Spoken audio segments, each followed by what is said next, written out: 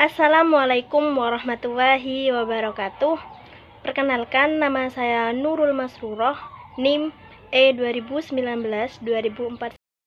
Saya berasal dari kelas Ekonomi Syariah 2. Di sini saya akan menyampaikan sedikit materi tentang ekonomi tertutup dengan kebijakan moneter atau biasa disebut dengan perekonomian 3 sektor.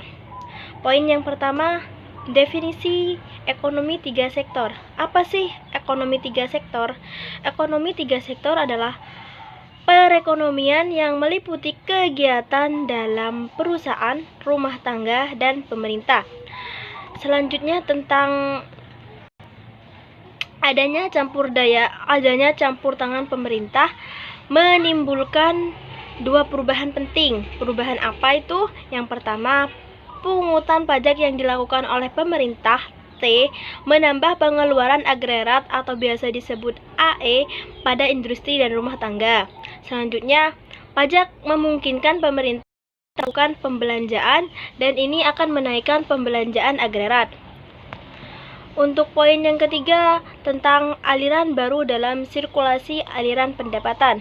Yang pertama, pembayaran pajak oleh rumah tangga dan perusahaan kepada pemerintah menjadi pendapatan pemerintah. Yang kedua, pengeluaran pemerintah ke sektor perusahaan menjadi pembelian barang dan jasa yang diproduksi oleh perusahaan. Yang ketiga, aliran pendapatan dari sektor pemerintah ke rumah tangga dan menjadi pembayaran atas penggunaan faktor-faktor rumah tangga dan oleh pemerintah. Poin selanjutnya tentang pendapatan yang diterima oleh rumah tangga digunakan untuk yang pertama menabung, yang pertama ditabung atau biasa sering disebut S, yang kedua membayar pajak atau bisa disebut T, yang keseimbangan berlaku persamaan Y sama dengan C ditambah I ditambah G. Sedangkan tiap tingkat pendapatan nasional berlaku Y sama dengan C tambah S ditambah T. Membiayai konsumsi sama dengan C. Poin selanjutnya tentang syarat keseimbangan. Syarat keseimbangan, penawaran agregat atau biasa disebut dengan AS atau dengan sama agregat demand atau AD dalam perekonomian yang tidak melakukan perdagangan LN.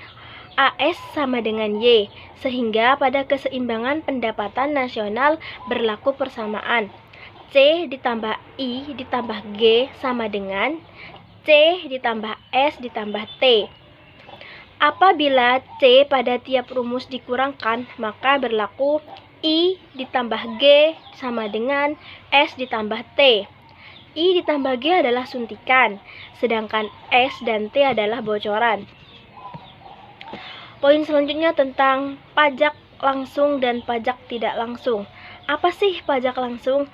Pajak langsung adalah jenis pungutan pemerintah yang secara langsung dikumpulkan dari pihak yang wajib membayar pajak.